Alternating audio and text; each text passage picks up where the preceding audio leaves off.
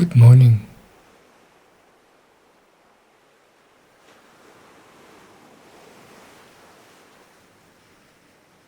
I'm happy that you are here.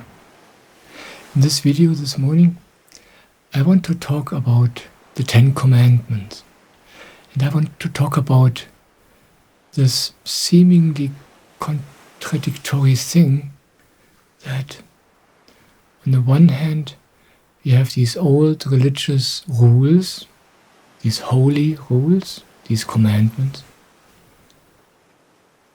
But on the other hand, I say, and others say, be the way you are. Don't change. And I get questions, I get emails concerning this subject, where I am being asked, how does this work? Where people report to me their experiences, that they actually do need rules and discipline, where they have to force themselves to those things where they know this is good. And I would like to shed some light on this. And I would like to tell you the secret of how you can live without rules. How you can live a life which happens out of itself without you having to watch out all the time that you do the right thing and that you avoid the wrong things.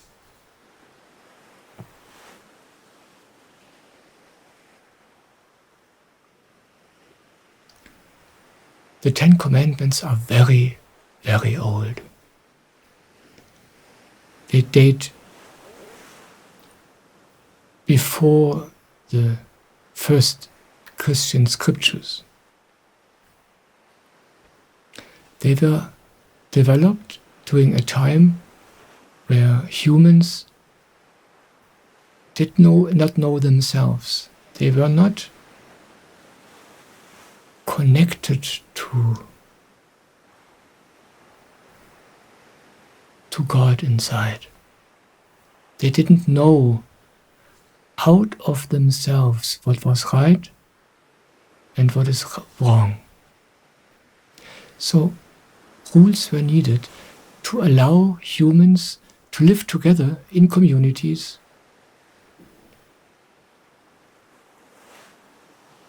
for the benefit of everybody, for the benefit of the entire group,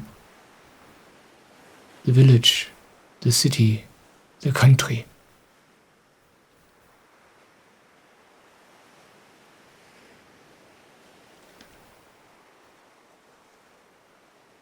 People had to be told, don't do this, do that. Then we can live together. Then it somehow works. Now the interesting thing is that these rules do not work.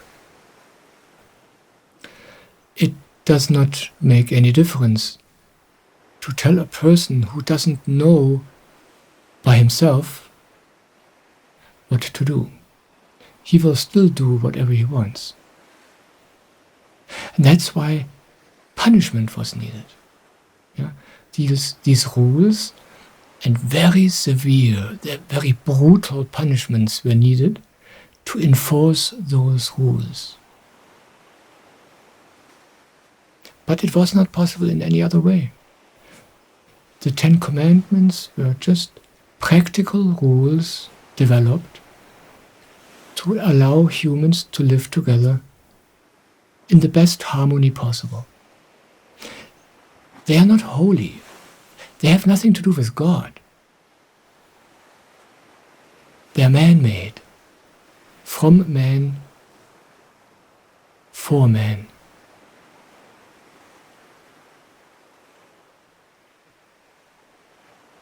But this is the only thing which used to work. This is how humans grew up. And this is why it's in the Bible, in the Old Testament. But the side effect of this is that today we believe that this has something to do with God. God wants me to follow these rules. Then I will be loved by God. These rules are so old, and this way of living, this living by rules rather than by that what I know by myself, this way of living is so old that we cannot imagine anything else. That's what people believed, and what people still believe to this day, that without rules it is not possible for human beings to live together. And, because of this, without punishment. It's the same today. Our rules, our laws, they don't work. None of these laws work. Only together with severe punishment do they have some sort of effect on some people.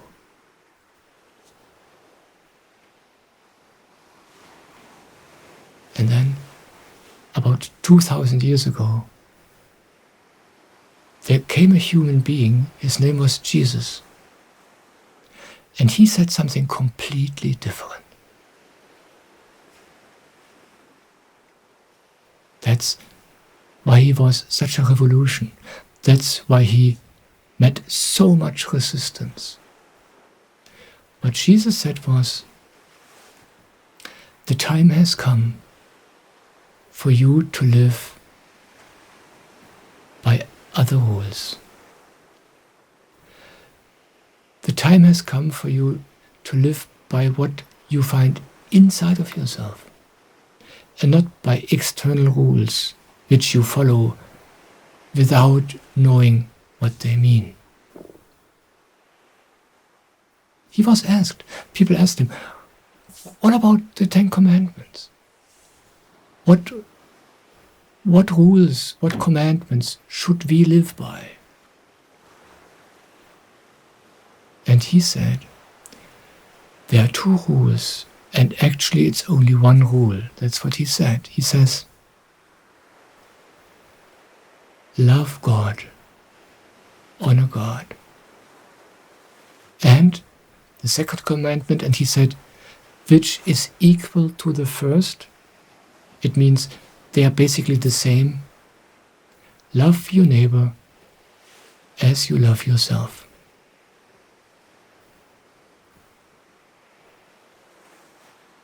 Now this was a revolution.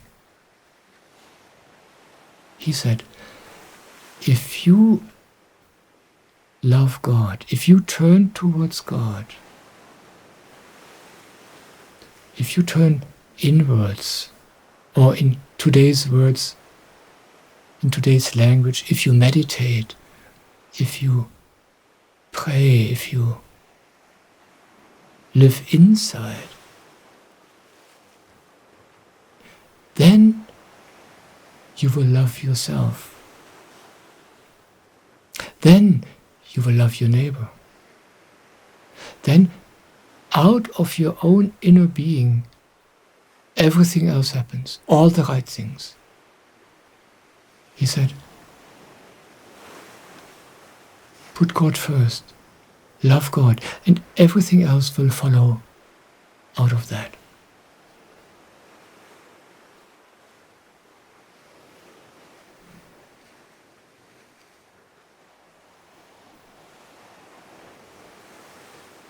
But people were not ready. People did not understand what he was saying. But he was an announcement. This was his good news. His good news were life can be lived in an entirely different way.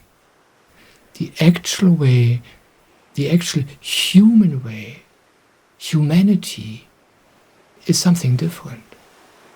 But you have not discovered it yet. You live outside, by outside rules. It doesn't work. It's brutal. But you don't know anything else. But there is something else. If you turn inwards, if you find God, that's what everybody else looks for out there, in some heaven or God knows where. If you find God in you, if you turn to God, then you will find the source of a different kind of law, the law of love. But this law works different. This law works by itself. The outside laws need to be enforced by punishment. And since people didn't know anything else, they believed that God is a punishing God. And Jesus said for the first time that it works completely different.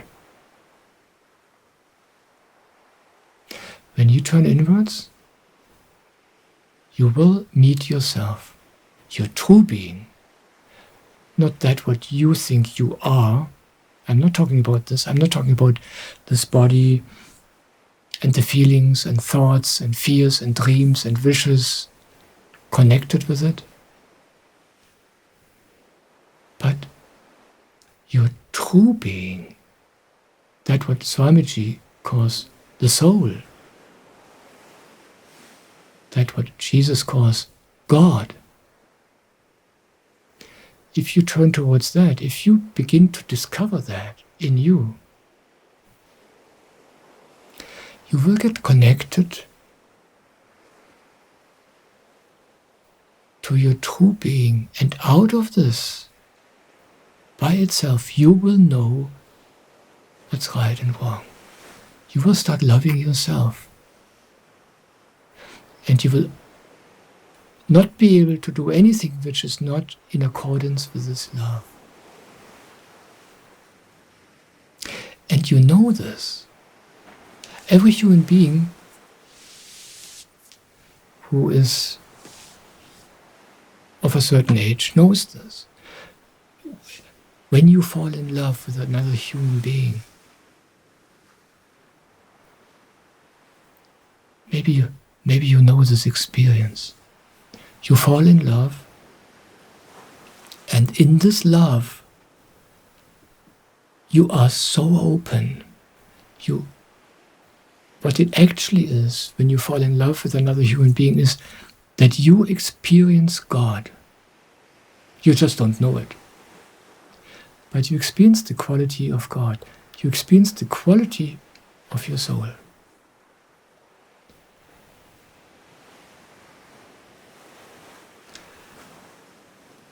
Everything you see in the other person is beautiful to you. Everything the other person does is beautiful to you. You just love the other person. There is no question. You don't look at the other person, do I like this, do I like that? No, you are in love. Your eyes see different. You hear different. You only see beauty. You only hear beauty. And you yourself are different too. You are happy. You love yourself. Maybe you experience this. You fall in love and you start cleaning up your flat. You make it beautiful for yourself. Yeah? People around you notice this change in you. You become a nice person. You become a good person. You do nice things because you are in love. You are in love and you would do anything for the other person because you are in love. You think you do this for this other person, but it has nothing to do with this other human being. You are in love for this short amount of time. And you don't think about yourself at all. You would do anything for this other person without any hesitation. And just as a side effect, you are also nice to other people. You walk along the street and there's a beggar and you give this beggar money and you are happy because you do it, because you are in love. When you are in love, you know what's right, you know what's wrong. You become a good person. It comes out of yourself. For a short amount of time, you don't know how it happened. Just by accident, it seems. You get connected to God. And you see God. That's why everything is so beautiful. But of course, then this time vanishes again. You forget this. It was like a short moment of openness. And then you close up again. And you are the way you were before. And then the other person becomes ordinary. You become ordinary again, like everybody else. You stop being nice to yourself, you stop being nice to the other people. And you're back to normal. But you got a taste. And this is the quality Jesus was talking about. But you don't know how to get back there. You don't know how to live there permanently. You think it has to do with the other person. Then this time is gone and you think, oh, I was mistaken. It's not the right person. I need somebody else where it can be like this forever. But you see, it never had to do anything with the other person. It only had to do with yourself.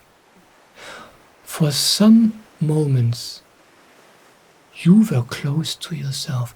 You met another human being, and there was something in the quality of this other human being which reminded you of yourself, which reminded you of your original being. You know, it's like this. You don't know anything about this. Most people cannot remember this. But when you die, when you leave your body, it's not that you die. You leave your body, and then you are only that what you truly are, a soul.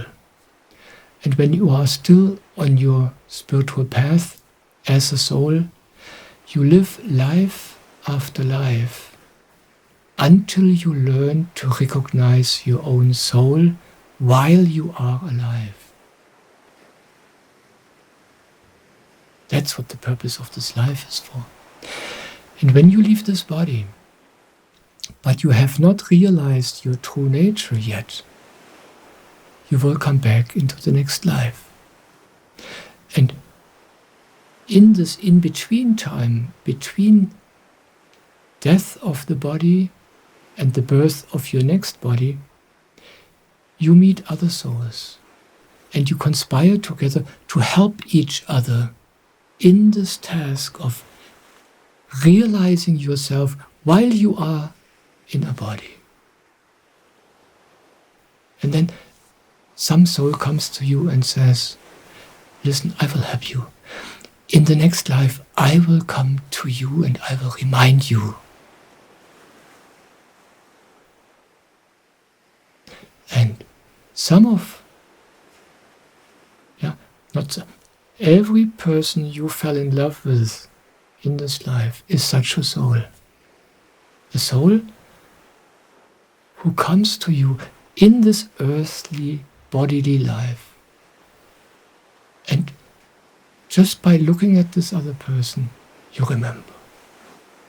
You don't know anything about this consciously. You don't know what's really happening. But you meet this other soul. You have the feeling as if you know this other person since eternity, and this is true. And through this meeting, you are reminded about your own true self, your own eternity inside of yourself.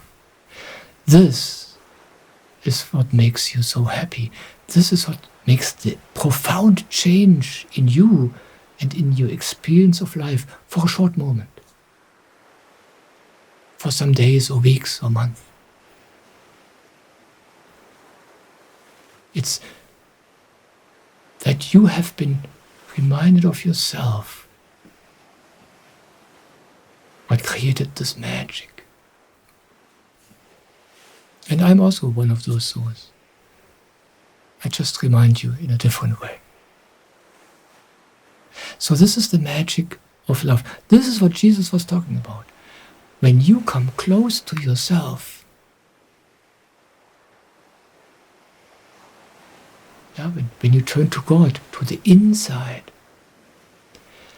then you will meet the love which is there, which is your nature. This is the original quality of soul, of God. That's the same. And out of this, you love yourself, you love your life, and you love everybody around you.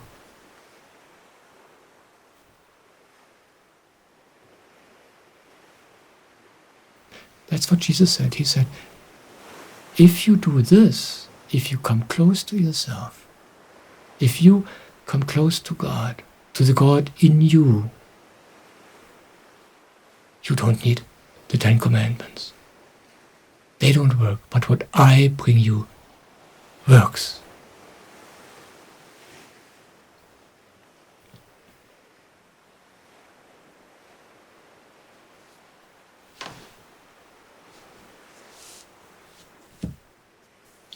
And that's why there are many wise people, and that's why I also say this, that when you manage to come close to yourself, this is all which is needed. That's why I tell you, be the way you are. Start meeting you where you are. But meditate. You see, you turn inwards. That's the meditation. And at the same time, you allow yourself to be the way you are. You stop applying rules to yourself, you stop applying discipline, but instead you use this energy to come closer to yourself. You meditate. And when you do these two things together, that's what changes you.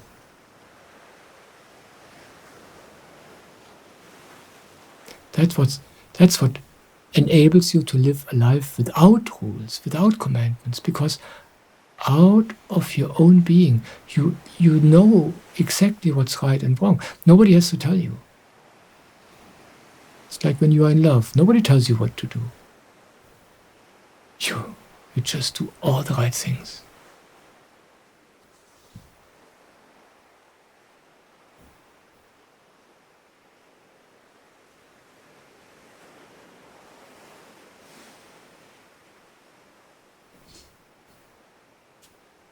But people cannot imagine this.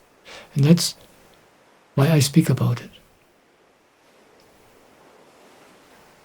I said in the beginning, we grew up living according to rules. Even as children, as small children, your parents never told you, what do you like? How do you feel like? No, they told you, what's up? They told you how to do things.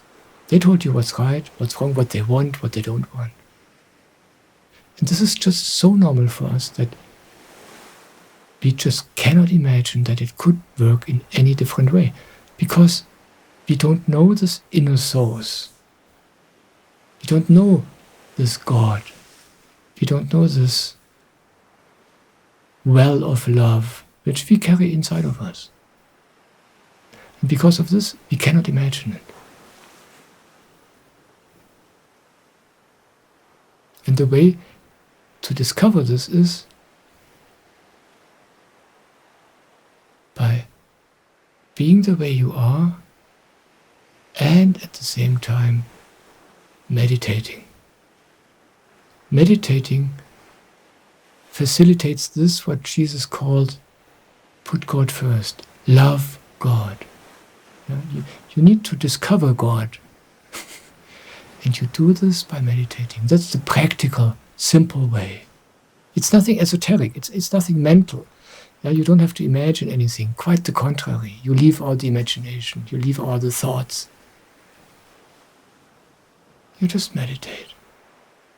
And you let yourself be the way you are. And that starts this development It's a practical thing. That's why it works. Now, if you do this, something interesting happens. And that's where many people get confused.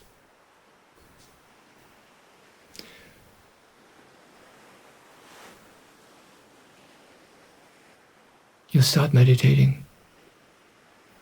And by this, almost automatically, you meet yourself. You get to know yourself. You notice how you really are. And you let yourself be the way you are. You just can't do it in any other way anymore. And when that happens, it gets difficult. There you meet yourself, how you really are. I want to give you an example. Let's say you smoke, but you hate smoking. I mean, you love smoking, that's why you do it. But at the same time, you think you shouldn't smoke. And you think it's not healthy. It's not good for me. It's also not good for my surroundings. And it's expensive. But at the same time, you do it every day, again and again, because you love it. You love it, and you hate it. And there's nothing you can do to change this. You tried stopping many times. Maybe you stop for a few years, but then you start again. Smoking was not done with you yet. Now, when you start meditating, you stop trying to smoke less. You stop trying to be a better person, a smarter person, a healthier person. But instead you just meditate. Like Swamiji says, don't try to change, but meditate. And then you meet yourself. You notice, oh wow, I love smoking. This is not good. I shouldn't love smoking, but I do. And you notice, I suffer from smoking. Oh, this is terrible. This is not pleasant to discover these things. And you start giving up control. Instead you meditate. And what you then experience maybe is that you smoke more. You stop worrying about how you are. You just allow yourself to be the way you are. And suddenly you don't smoke 10 cigarettes a day, but 30. And you think, this is not good. This is not going the right way.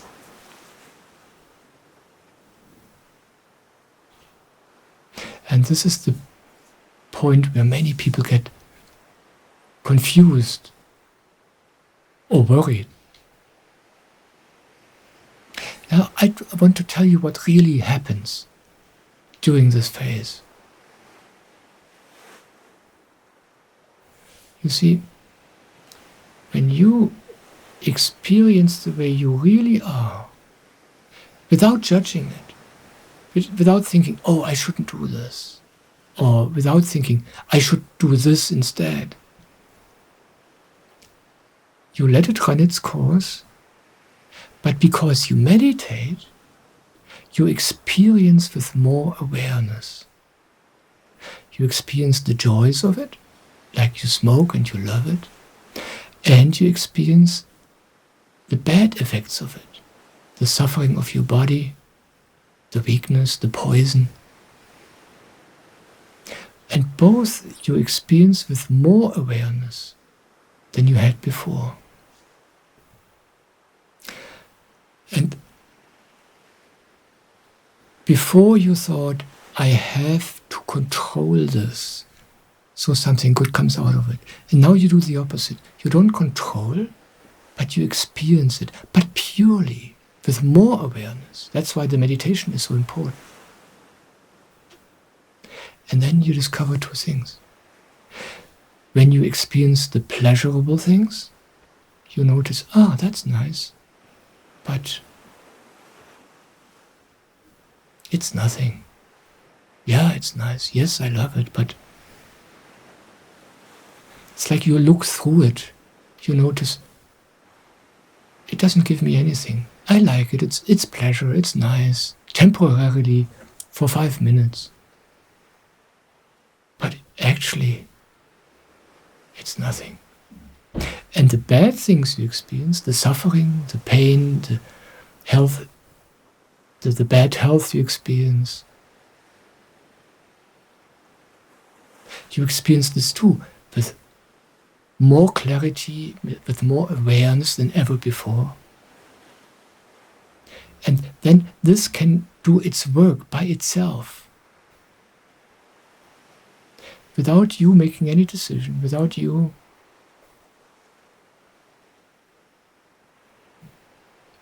imposing discipline or rules on you, just by experiencing clearly what you are doing and what are the effects of it.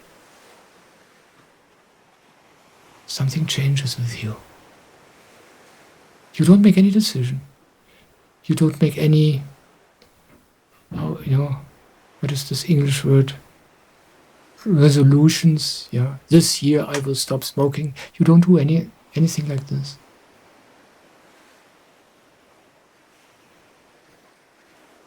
You just are the way you are. You smoke as much as you want, but you meditate.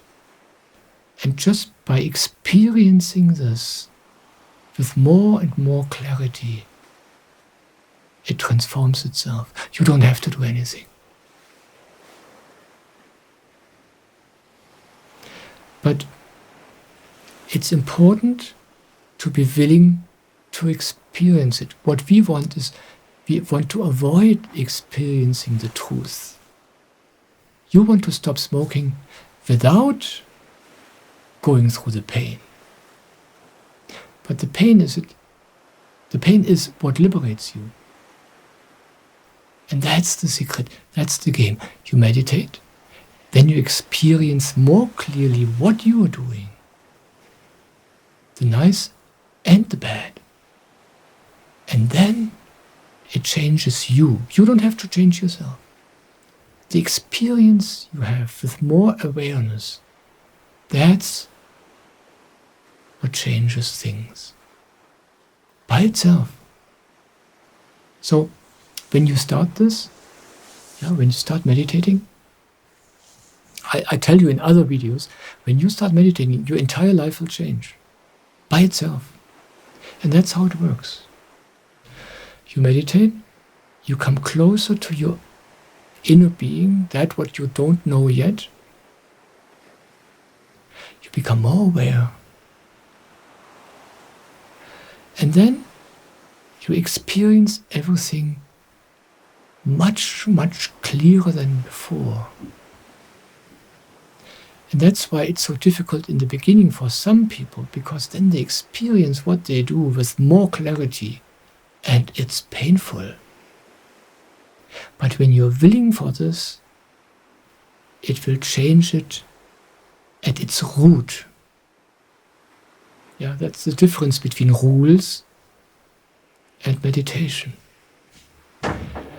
When you live by rules, you avoid experiencing what you're doing. The rules protect you from this, but you are not changed.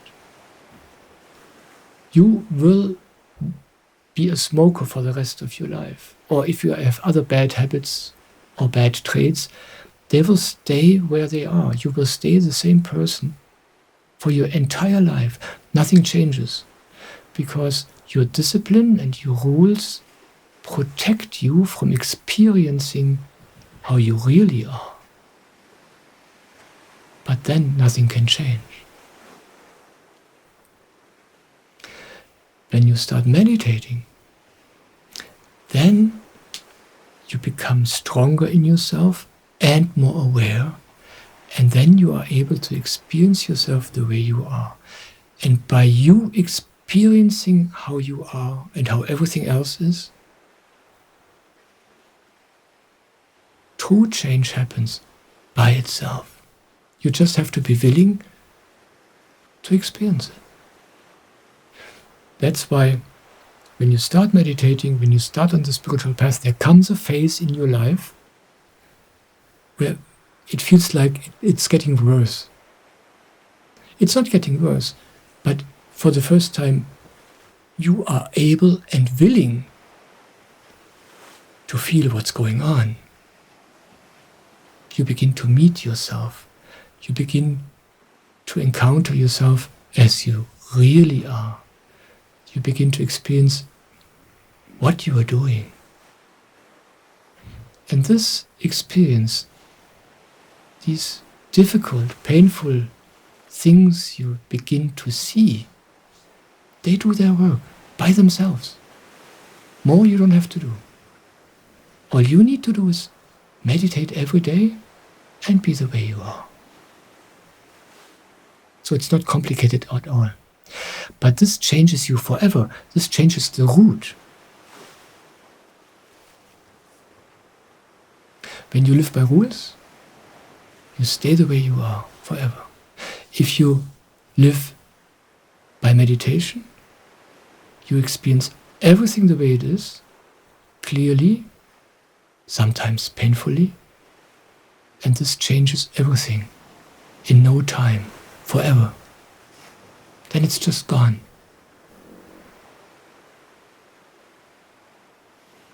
I want to tell you about my own favorite addiction, coffee. I love good coffee.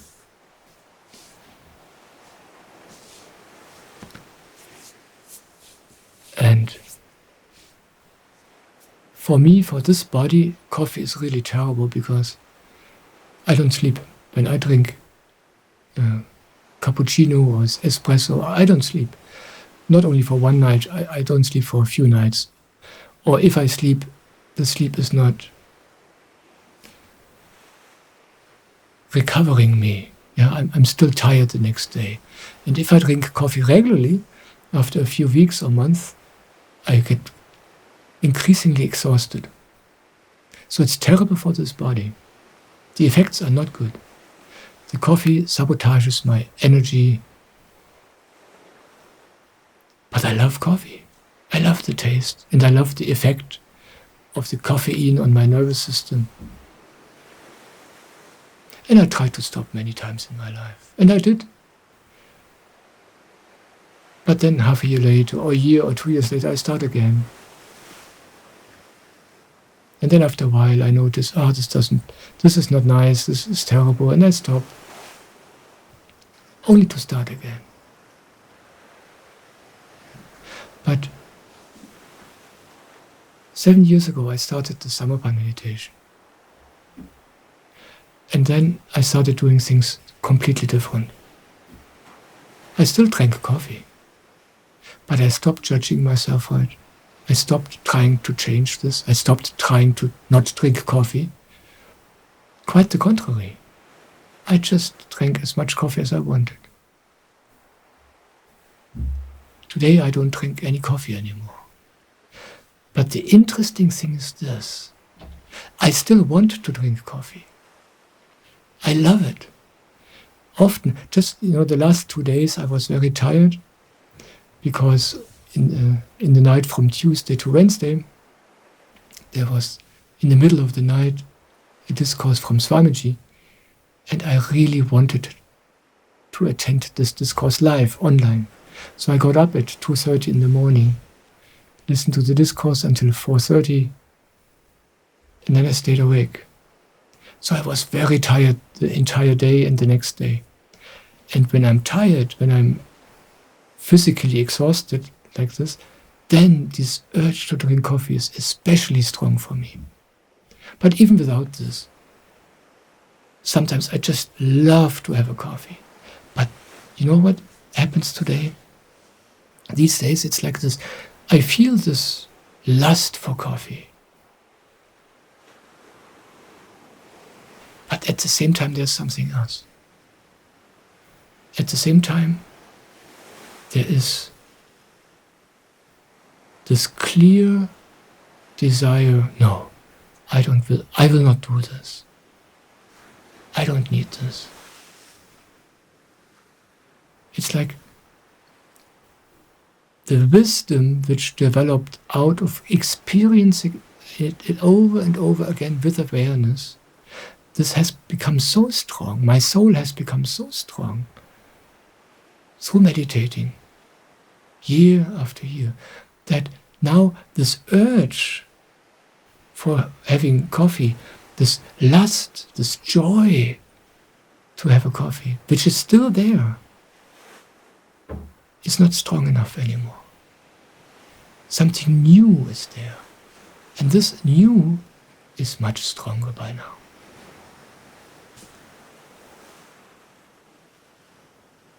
And that's how it can be. You don't have to become wise. You don't have to give up anything. Your bad habits don't have to go away. They don't. But something else is going. This connection to yourself, this connection to your soul, this awareness, this consciousness, this is growing. And it becomes so much bigger than all the bad things, all the bad habits, all the weaknesses.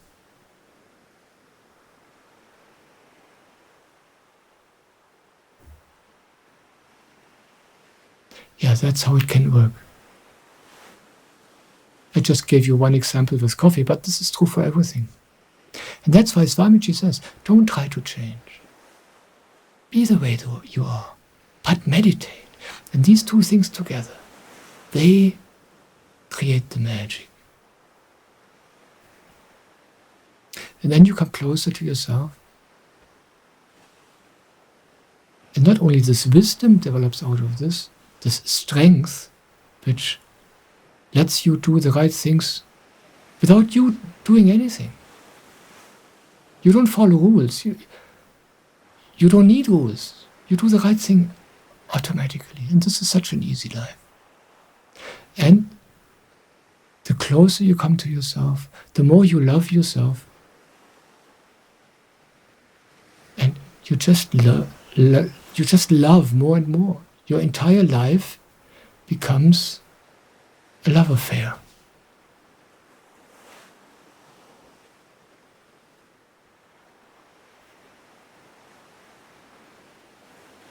So I was talking about the Ten Commandments, about rules, about discipline. And in the old days, this was the only way possible for humanity to live together. But now, there are new times dawning. We are at the dawn of a new age. This dawn is already going on since a long time, since many years. And the characteristics of this new time is that now it is possible for normal people like you, like me, who live in society, with a job, with a family, with bad habits, with addictions, with traumata and with all kinds of screwed upness. For us it's possible to walk this path to the inside, to put God first. And that's the Samarpa meditation. That's the tool for this. There were always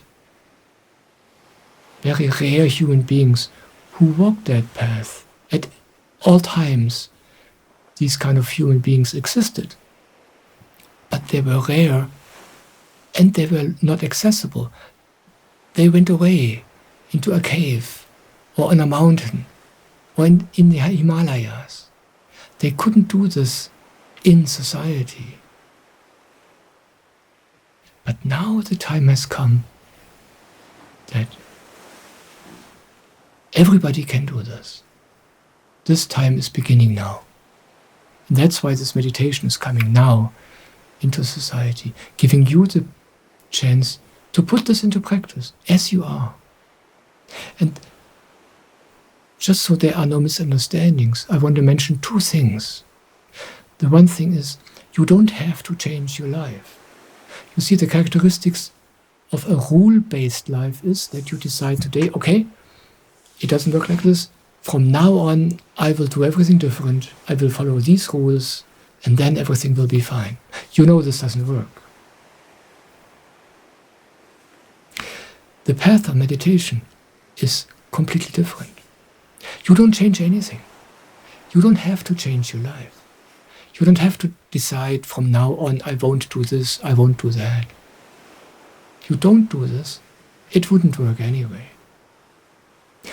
It's like you leave your entire life the way it is.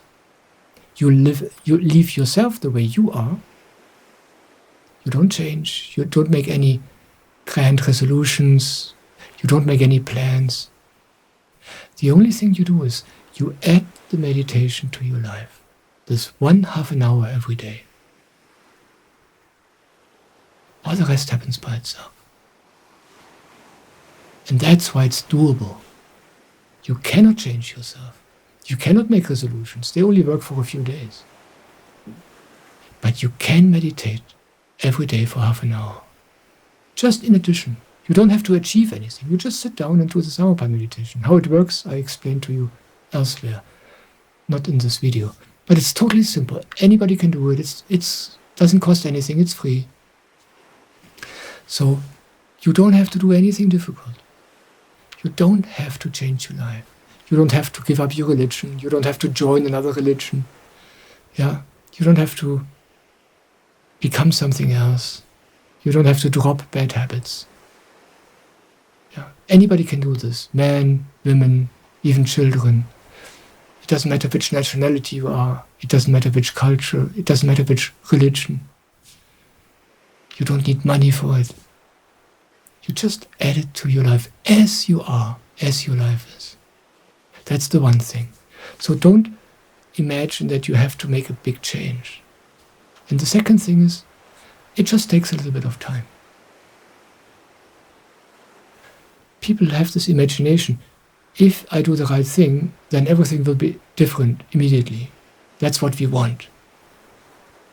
But that doesn't work. This is not how life works. Every growth takes time. Look out in nature, how beautiful everything is.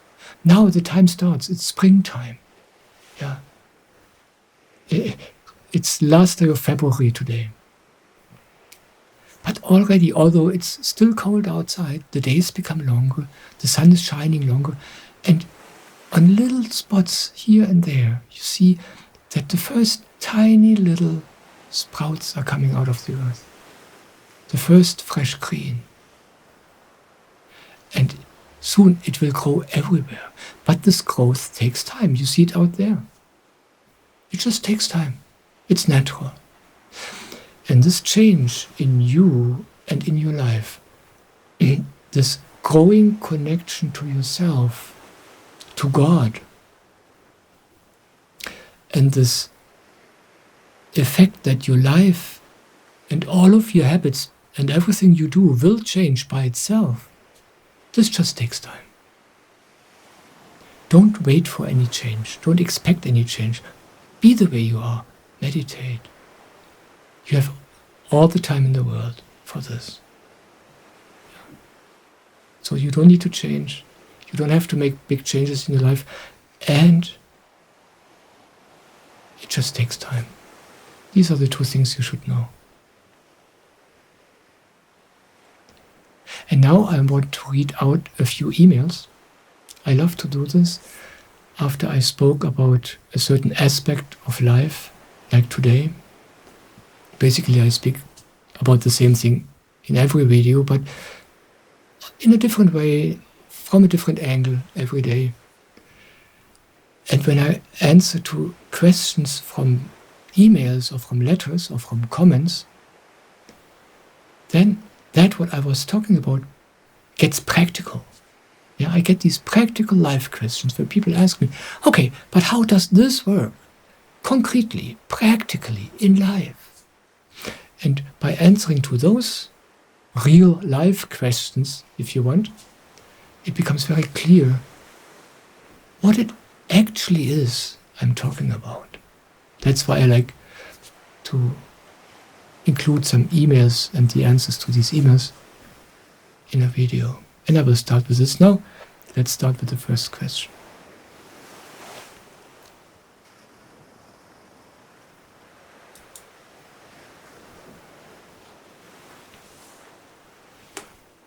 I've tried to play with my way of eating.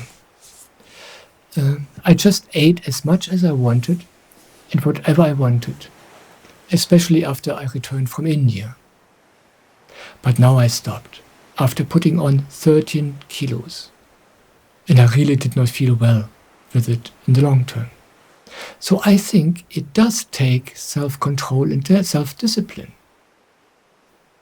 I've always made sure that I don't overdo it. Sometimes there were times when I ate like a pig, and then I put 3 kilos on in a short amount of time.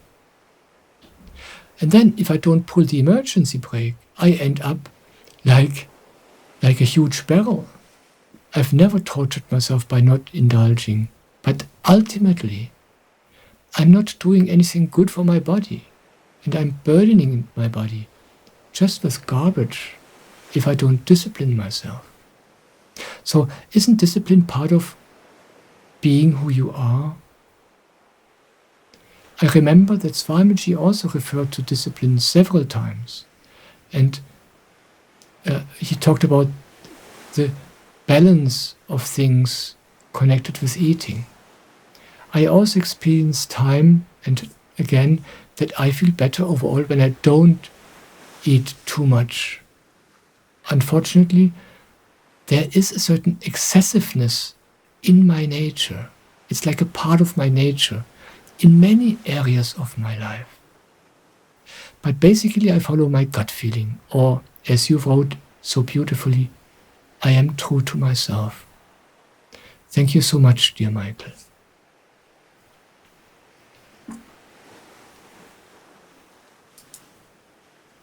Thank you for your letter. Thank you so much. This lady was writing this email to me after she returned from India, where she met Swamiji. By the way, Swamiji is this Indian guru who is bringing the Samarpan meditation from the Himalayas into society, to everybody. So she was there, she met him, and when she came back home, she was, as you just heard her letter, she just allowed everything. Yeah? She probably was astonished about herself, but when you are close to such an amazing guru, Swamiji is like a living Jesus, then you come close to yourself automatically. And when you're close to yourself, you are just freedom. You just allow everything. So she came back home and she couldn't help it. She just allowed herself to eat as much as she wanted, and she gained 13 kilos in a short amount of time. And then it gets interesting. Yeah, you write that you gained 13 kilos, and then you say you don't feel well with this. You wrote, you stopped doing this because you noticed this is not good. But then your thoughts kick in and say, you see, so you need me after all. You need discipline. You need my rules. I know it better. Yeah? These rules which say, don't eat too much. Only eat this, only eat that. And this is where we get into trouble. Up to this point, everything was running beautifully. You give yourself complete freedom and you meditate. Yeah, you were charged with the spirit of Swamiji, with the energy of Jesus, and you came back and you were free and aware. So you ate too much. Naturally, you gained weight, and you noticed. Yeah, you gained 13 kilos, and you noticed, this is terrible. I don't feel well. I don't want this. All this happened by itself, just by you being there, experiencing how it is to be this way. Now, if you can resist to impose rules on yourself again, if you can resist the urge to now fall back into a discipline, but if you can just continue being the way you are. Continue being aware as much as you can. Then see what happens. Right now, at the time where you wrote this letter, you were at this turning point. Yeah, you ate and ate and ate, and then you notice, this doesn't feel well. And naturally, you stop eating too much. And now, if you just let it go, you will notice how your food intake will normalize, how you will find a balanced way of eating. All by itself. You don't need the discipline for this. This is what's happening right now by itself. And then, if you let this run its course, eventually you will forget again. Yeah? Right now you're swinging to the healthy side, but you will forget. And then at some point you will start eating too much again. More and more, and you will enjoy it, and you will like it. Yeah? And you will gain weight again, and you will feel, this is not good. But this time you will feel earlier. You will notice earlier. You will not gain 13 kilos, maybe only 3, who knows, I don't know. And then you will come back to normal. And you will feel better, all by yourself, no discipline, just by you experiencing how it is, with freedom and awareness. And you will become healthy again, and you will enjoy it. And then the pendulum is already swinging slower. Yeah?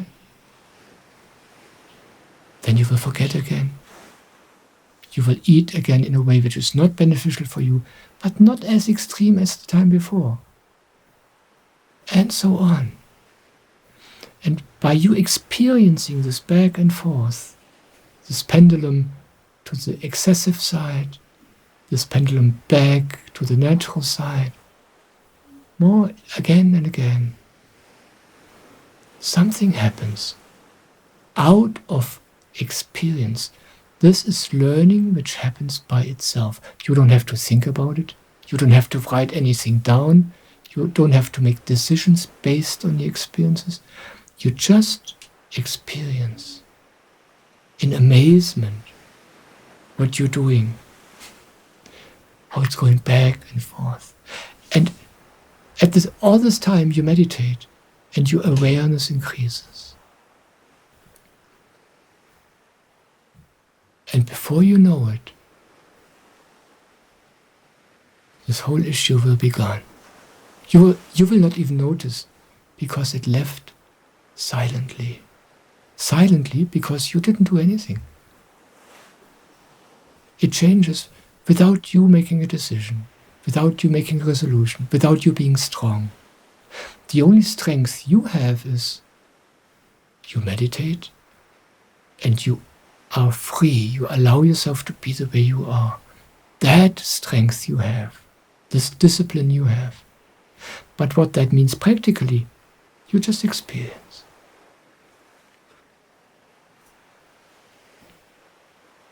And that's the trap our mind puts us in normally, you know?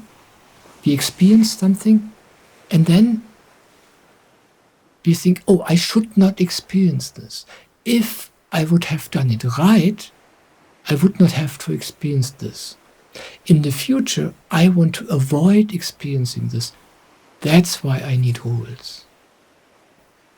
Now I propose the opposite to you. Be willing to experience anything.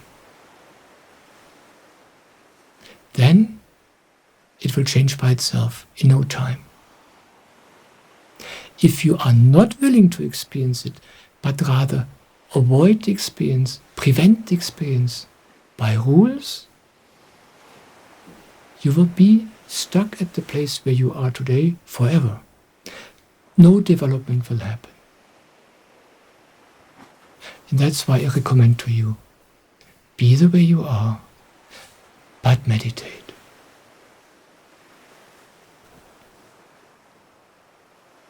And then you can live without rules. You can live without discipline, because discipline does not work in the long run. Discipline only prevents the worst from happening. Yeah, you're stupid, like everybody else. I'm stupid too.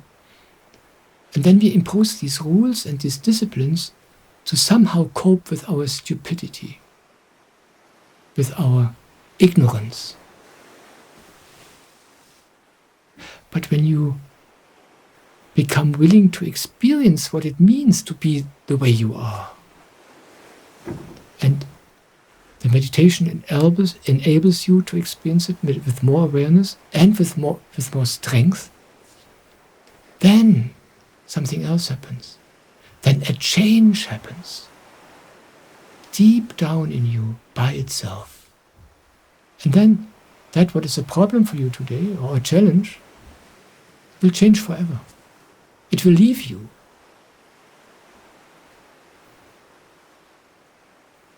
And then you still like eating too much, just like I still love to drink coffee. But you just don't do it anymore.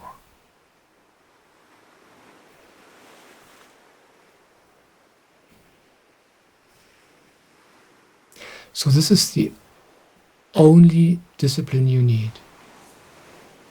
Meditate. If you have this one discipline, this one strength,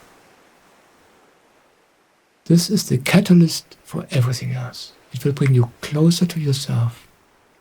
It will change your practical life, and you will discover the source of happiness, the source of love. It will not only transform your practical life, it transforms your being. It transforms how you experience your life. Then you live a life as if you are in love all the time. Then you're in heaven. Things are easy and only beautiful.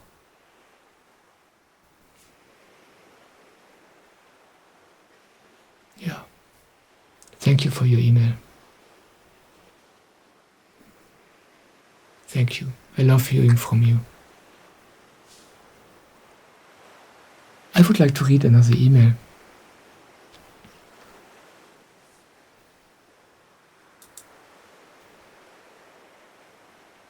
Now this lady, she writes about her family situation.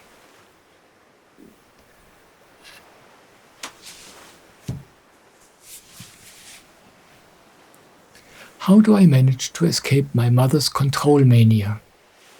I am 50 years old and the mother of 3 grown-up daughters. And I'm a grandmother of 1 grandson.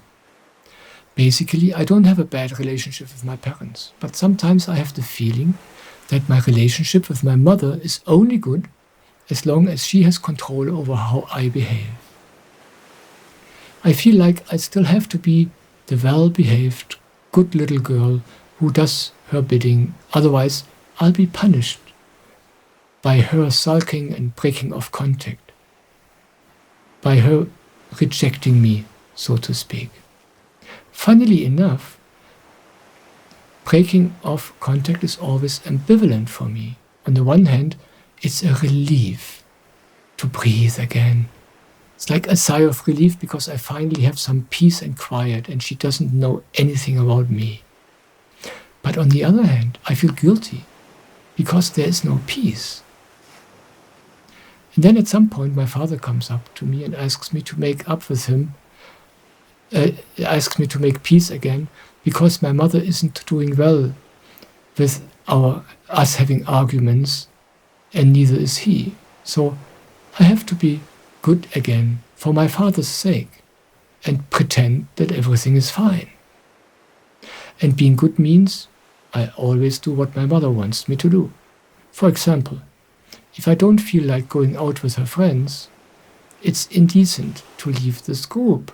It's impertinent if I say that I don't fancy these people at the moment. It's unacceptable if I don't tell her where I am, or if I don't call her back, or even if I don't answer the phone. I'm not a good girl if I meet my grandchild and don't tell her. I'm naughty and a guilty person if I just do what I want without telling her. She wants to know everything, otherwise she's offended. How can I get out of this control game without breaking off contact? Or is breaking off contact the only way?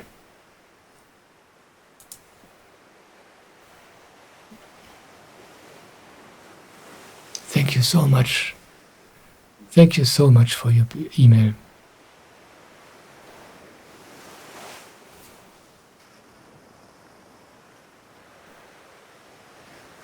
You ask whether you can escape this control of your mother without breaking off contact, or whether breaking off contact is needed.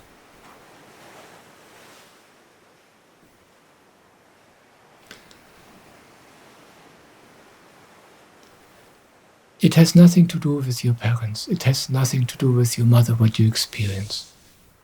This might sound strange to you, but let me explain. What's needed is not that you break off contact with your mother. What's needed is that you make contact with yourself. When you come closer to yourself, you will discover what I'm talking about. In a way, you hint at it in your own letter. When you write, when your mother breaks off contact, it's beautiful for you, because finally you have peace and quiet, and at the same time you feel bad, you suffer. And this guilt feeling, this suffering, this is your own. This comes from you, not from your mother. You feel guilty. You feel bad. You say you feel bad because there's no peace. No. There is no peace because you feel bad, because you feel guilty.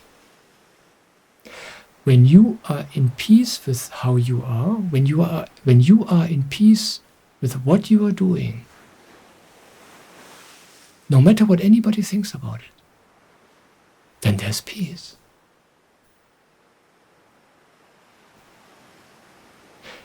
You see, the peace is not something coming to you from the outside. It's not that when there is peace you feel good. No, you be in peace with how you feel, no matter what it is, then there's peace. That's the secret.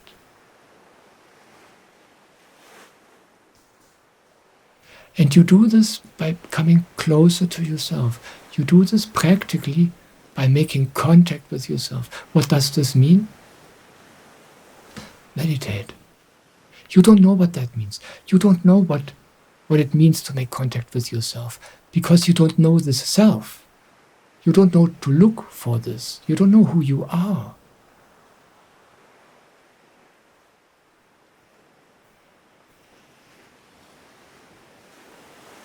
And that's why you look for happiness out there. That's why it's so important for you what your mother thinks about you. That's why it's so important for you how your mother feels and your father. But this all will be irrelevant for you when you get in touch with your own true nature, with your soul, with God. And I mean it totally practical. I'm not talking about some esoteric or religious ideas. You meditate every day. You leave everything the way it is. And you come closer to yourself. And by this closeness, you discover a strength and an awareness.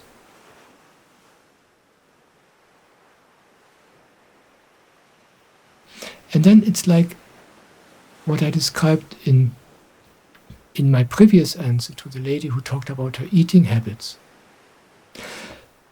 You don't change anything on the outside. You can't change it anyway. I mean, look, you're 50 years old. You are suffering from this all your life. And my guess is that all your life you have tried to change this, but nothing works. And I propose to you a completely different way. I propose to you, don't worry about changing the situation. Don't worry about changing your mother or yourself. You are 50 years old. You know this doesn't work. Instead, I propose to you, begin to build a relationship with your soul. Turn to that. And as far as the outside is concerned, leave everything the way it is. And by this I really mean everything. Sometimes you're in that phase where you are alone because your mother punishes you and does you a favor by this, because then you have your peace and quiet, and you are alone and you enjoy it and you feel guilty, and at some point you go back. You go back into the situation with your mother and you experience again how this is. You experience her control, you experience your feelings, and then at some point you had enough of that and you suffer from it, and this gives you the urge and the strength to be the way you are, and then she kicks you out again, and then you're alone again, and you enjoy that, but not for long because you feel guilty. And you by experiencing both aspects of the situation, the one side of the pendulum, so to speak, and the other side of this pendulum,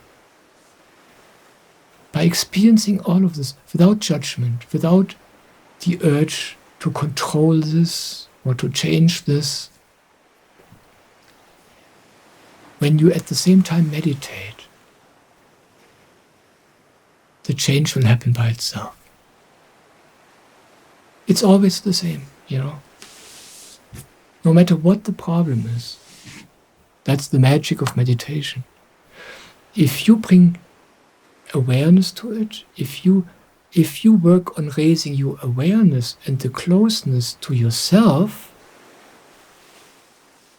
then you just experience what is, all the aspects of it.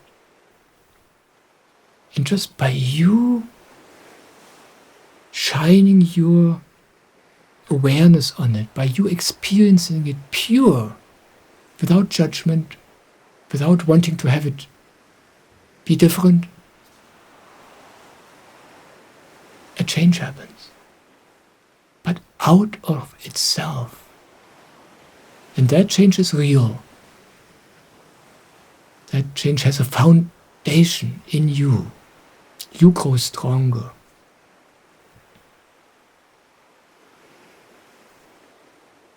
You see, I still have, just like with the coffee, I gave this example earlier, that my coffee urge is not gone.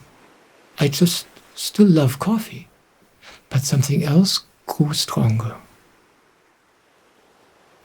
And in the same way, I have certain habits about my personality, which I always had in this life, and I still have. Like you have this tendency to play the victim and succumb to the control mania of your mother. This will not go away. This is just part of your personality. But something else will grow.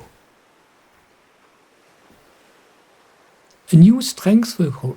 And then you still are this person who is funny in that respect. But there's something else. And different things happen. And you don't even know how this is possible. But this is what happens when slowly, slowly, your soul takes over your life. That's what you experience as you, your body and your personality and your mind, your habits, your psychology. This is all the same. But something which is completely independent of all of this is growing in you.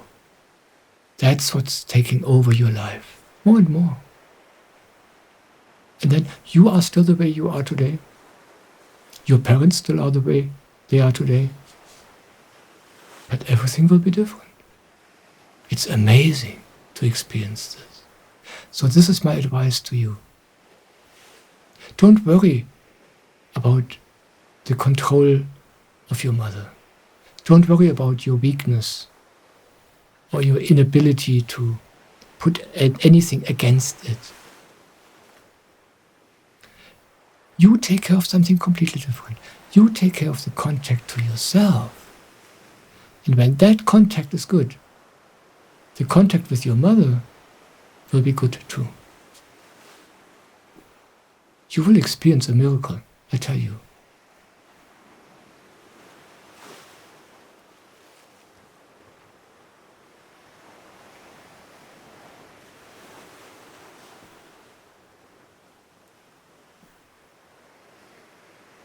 Thank you for writing. I'm very touched by your letter. Thank you so much.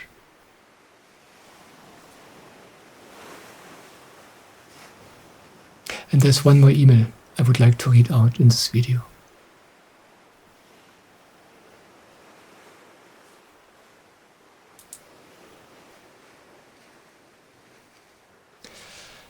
In practical life, in this duality, we can't avoid criticizing and therefore always judging, don't we? Could you say something about this from a practical point of view?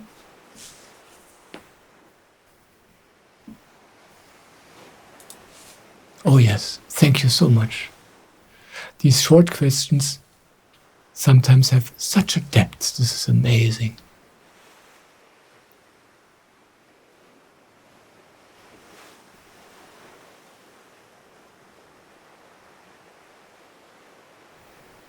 Is criticizing sometimes the right thing to do, and the judging which goes with it?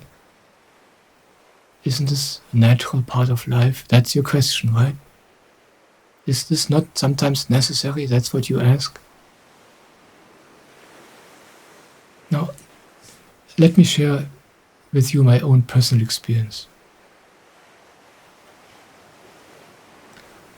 25 years ago, I met my spiritual master Soham, and I learned to slowly accept myself and my feelings and the way I am.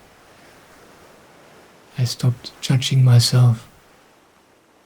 7 years ago, 7.5 years ago now, I started the Samarpa meditation when Swamiji, this Indian guru, came into my life. I started meditating, and since then every day I meditated, every morning.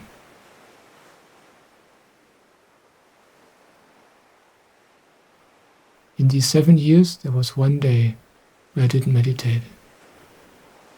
I was in bed with 41 degrees Celsius of fever, and I was so sick.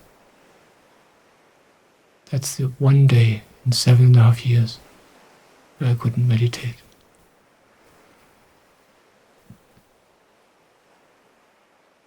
And through this, I came closer to myself. Through this, I stopped judging myself. Through this, I accepted myself. I stopped criticizing myself. I stopped thinking I should be different. Through this, through meditating, through discovering my soul, I became loving to myself. Just as Jesus predicts it. Jesus says, when you put God first, when you turn inwards, when you meditate, then you will love yourself. And then, inevitably, you will love everybody. That's what happens to me. Now I not only love myself, but I started accepting everybody the way they are. And of course, then there is no reason anymore to criticize anybody. Then there's no judgment. If I don't judge myself, how could I judge anybody else?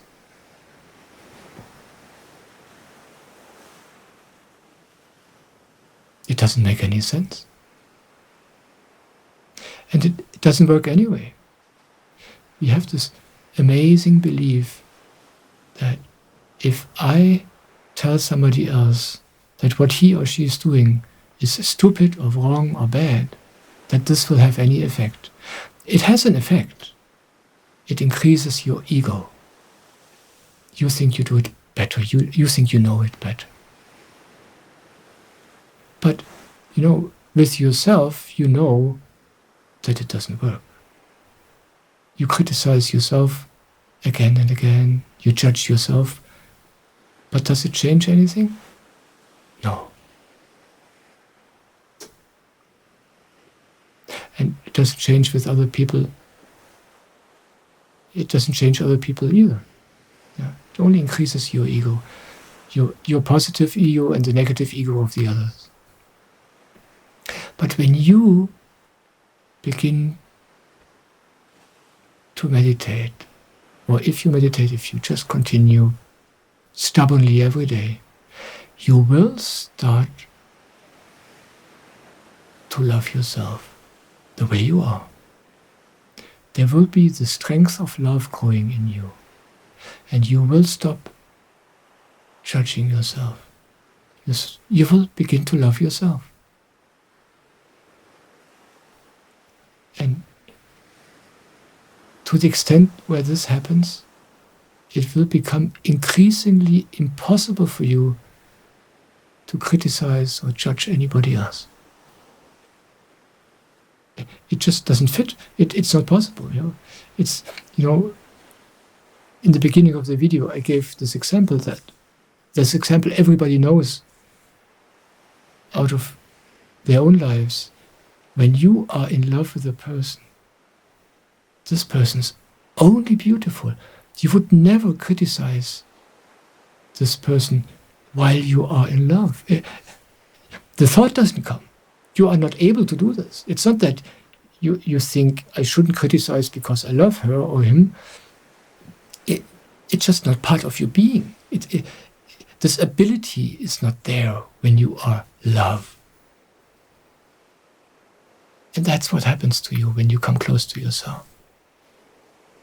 And then, of course, the closer you come to yourself, the more you will experience the miracles which happen then. That all the things you try to change all of your life unsuccessfully start changing by themselves. And then you know how it works in life. And then you know out of your own experience with yourself how it works with everybody.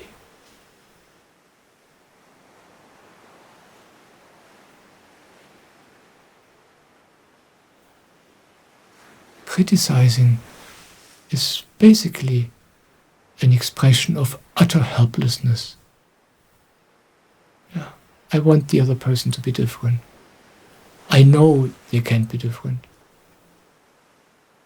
I know it doesn't help, but I'm so helpless, I'm so frustrated. I criticize anyway. That's all criticism is. I don't do this anymore. And if I do it, then it's in a weak, unaware moment.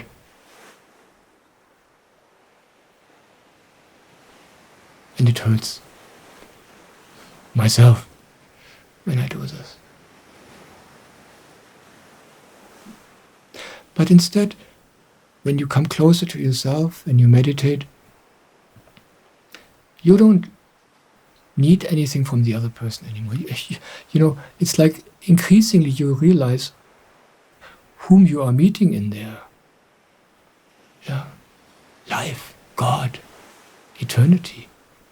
You stop worrying about what other people do. You stop worrying about what life does. And then you are not helpless anymore. You're not frustrated with other people anymore because you are completely independent.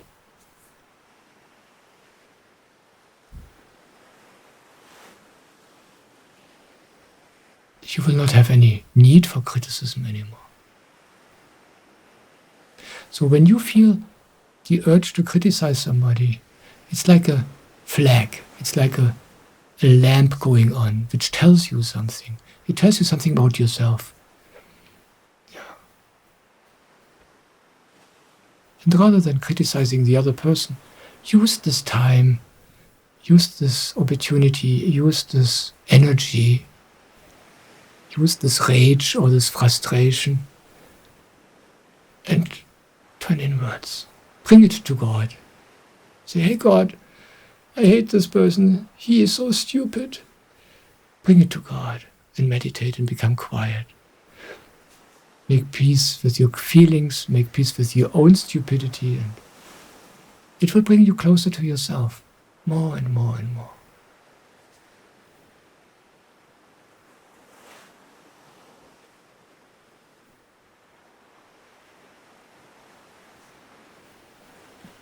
Thank you so much for writing. Thank you so much.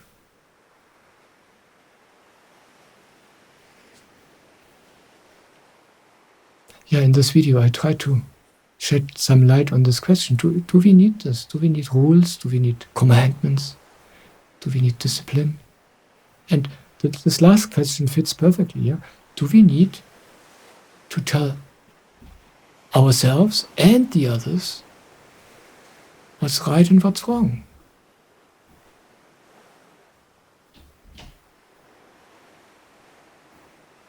And I tried to tell you a little bit about this other way, that way which Jesus told us about 2,000 years ago. It's a very radical way because it's exactly the opposite of what has been practiced up to now. And that is the path of awareness, which leads to love. The love Jesus was talking about.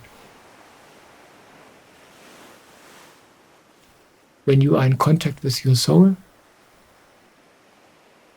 you become love. You can't do anything wrong. That's how simple it is. And I'm an engineer. I'm only interested in practical things. And what I say here in this video is nothing new. It has been said many times before, probably much more beautiful by other people, but what I'm interested in is the practical way. What can I do actually to experience this myself? And that's the Samarpan meditation. The simple, easy and free meditation. Every morning, half an hour. This brings you closer to yourself. And then it's like that happens what you cannot make happen by your willpower. You become love. You fall in love with yourself. You fall in love with God. And before you know it, you are in love with everybody. And life is very different, very different than you know it now.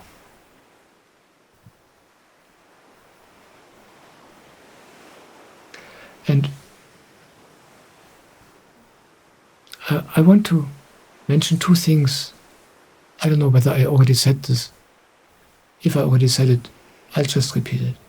You don't have to change your life. You can't. Just add the meditation. You don't have to become holy. You don't have to stop drinking. You don't have to stop smoking. You don't have to stop your bad habits. If you are a bad person, you don't have to stop being a bad person. Just meditate. And all of this will be taken care of. Really. That's the way it works. If you have questions about this, about these spiritual things, or about your life, I'm very happy about your email or your letter or your comment. It inspires me to clarify things and to talk about it. And it helps me too. It's such a gift for me if I'm allowed to do this.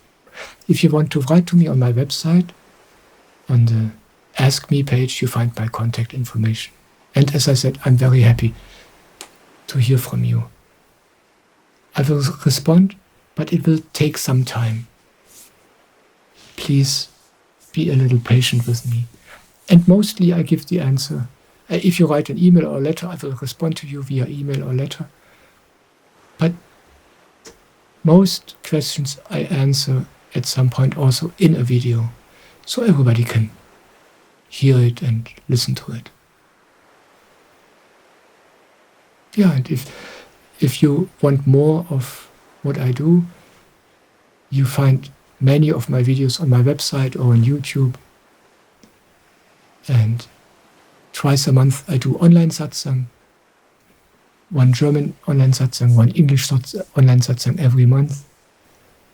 I also now started doing retreats where you can meet me personally in real life, so to speak, for a few days or for a week. If you like to join me for a few days, you're very welcome. I'm looking forward to meet you in a retreat. Everything I do here online is free of charge. My videos, all the satsangs. This is all free, and it will always be like this. Because it's only natural. You know, what I'm talking about here is not mine. I'm not selling anything. Yeah, I'm just sharing that what you already know. I just remind you a little bit. So I don't sell anything, and that's why all this is free. And I would like you to enjoy everything freely without any feeling of obligation. But if you feel like supporting this, what I'm doing here, if you want to support the videos and the satsangs, I'm very happy about financial support, because this helps me to dedicate all of my time and all of my energy to doing this. And it's a lot of work. Yeah, all of my time, everything I have, including money, goes into this. But it's just joy for me. I only do it for myself, you know. But if you want to help me with this financially, I'm very happy. If you feel like this, on my website, on the donate page, you find the information how you can do this. And the easiest way is if you start a membership. I have a lovely membership provider, Steady is its name. And you can just start a membership, and this way, every month, a small amount, you can choose between different amounts, is being transferred to me, and this helps me a lot and keep going with this lovely work, which is not a work, but just a blessing and a joy for me. Yeah. But in any case, I'm just happy that you are here, and I'm happy to hear from you.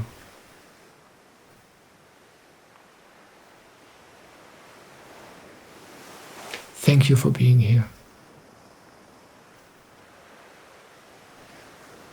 I love you.